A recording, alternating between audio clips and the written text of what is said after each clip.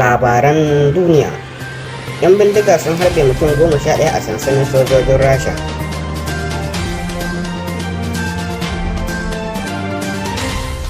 ‘Yan bindiga sun kashe mutum 11 ne a harin da suka yi yayin atisayen soja a wani sansanin sojojin Rasha ranar Asabar. Yayin atisayen koya harbi, mutum biyu ne suka buɗe wuta kan wani rukuni da suka gabatar da kansu don fafatawa a yakin Ukraine. A cewar rahotannin kamfanin labarai na Rasha mai suna RIA.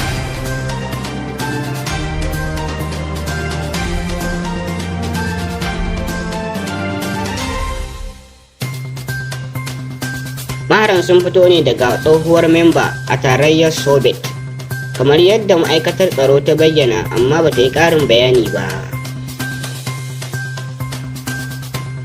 Sai dai an harbe su nan take a yankin Belgorod da ke cikin ƙasar, wanda ke makwabtaka da ƙasar Ukraine.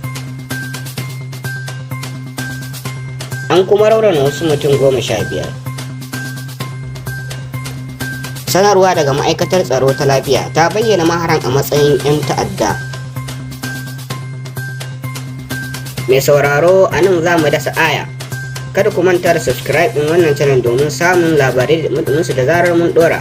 A madadin ni da in shirya na gabatar nake cewa mu huta lafiya.